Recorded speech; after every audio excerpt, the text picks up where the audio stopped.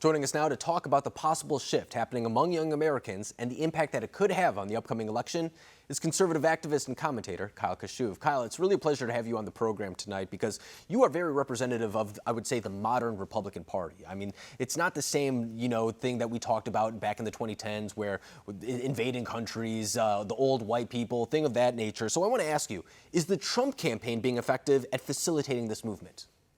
So thanks for having me on. I think that the Trump campaign is doing everything in their power to bring in Gen Z voters, but I think for so long, specifically on social media and in the media itself, in the news media, um, left-wing activists have a stranglehold on, first of all, the bottleneck of information, and really a stranglehold on the dissemination of news that my generation gets.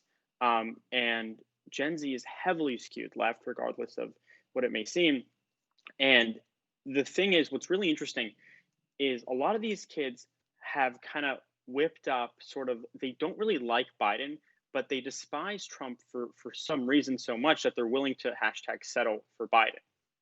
And that is a very interesting point. And I think historically we'll look at the fact that running against someone isn't as powerful as voting for someone. But that seems to be right now the Democratic platform. I mean, it is so much anti-Trump, where I would say that it almost defines the entire party to the point where sometimes they take ridiculous stances just for the sake of opposing President Trump. This really surfaced to me during the protests where I saw people on the mainstream media and Democrats themselves saying, well, you know what, sometimes rioting is okay. And I started thinking about that, and I'm like, nobody thinks that. If you polled the average American, 98% of them would say that's a ridiculous statement. So when we talk about this, because you bring up an excellent point, how can conservatives really rebuke what you're saying, really get to fight against that stranglehold that you're talking about?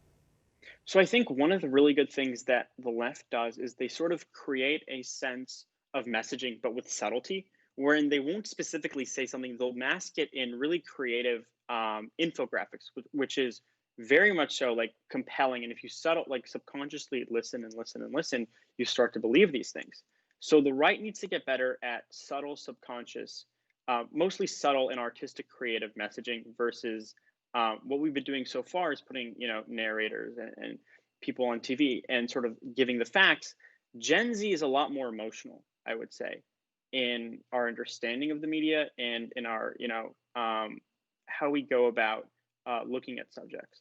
Yeah, and I think that's a good point, too, because oftentimes we say that culture is downstream from politics or vice versa. People 100%. say it the other way. But, I mean, there's no doubt that there is a nexus between those two issues. And I think that we are seeing maybe a little bit of a convergence. I've noticed, too, that there's new media platforms, whether big people on podcasts. I mean, there are emerging news outlets that are, I would say, more independent-minded, but they do lean conservative as well, Right. something that hasn't been there in the past. But it does raise the question of, at some point, President Trump is not going to be the megaphone for the Republican Party. They're going to have to move on at some point. What does the future of the Republican Party look like? Is it downstream once again from President Trump, or does it go back to, many people say, the Mitt Romney branch? What happens after this?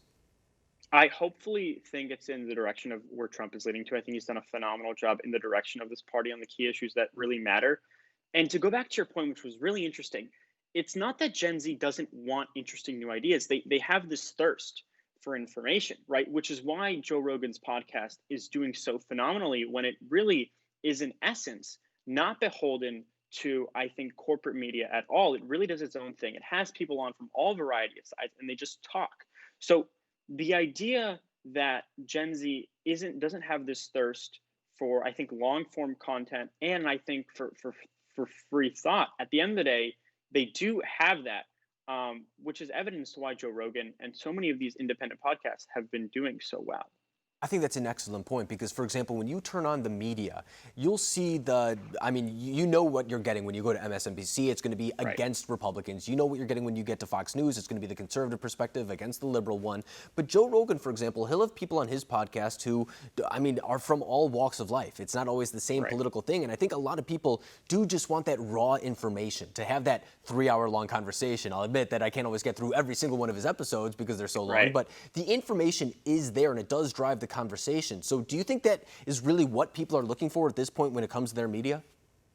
I think specifically there's a market for it. I think at the end of the day, some people would prefer to see 15-second sound bites, which is why TikTok is so on the rise, because there is this duality where people either want really short content or other people want really long content.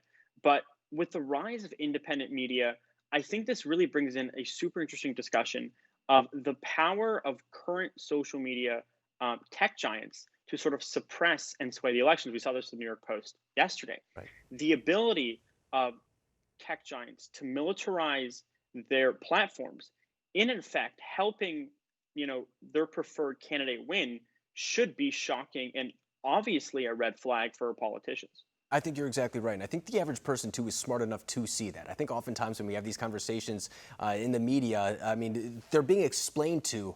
But I think when someone sees that Twitter is blocking the New York Post, that is something Right. that everybody knows is suspicious. Everybody knows is not right. It just has a weird feeling about it when a tech giant is deciding what information we can have these conversations on. So I think you're exactly right that at some point the emergence of technology and new technologies will kind of shape this conversation in a different way. But I guess we just have to wait and see how that ends up going. But Kyle Kashuv, I really appreciate you coming on the program tonight, breaking down this issue because it's an important one going into November. Thank you.